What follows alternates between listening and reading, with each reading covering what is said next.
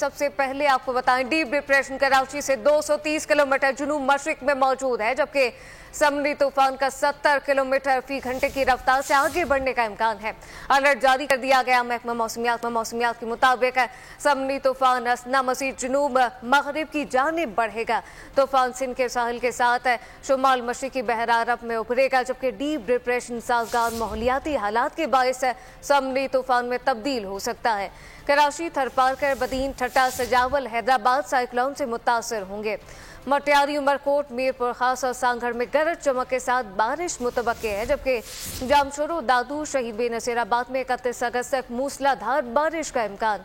हबलस, बेलावरान की गवादर में 1 सितंबर के दौरान तेज बारिश हो सकती है। सिंध बलूचिस्तान के बाहीगीरों को 1 सितंबर तक समंदर में जाने से रोक दिया गया।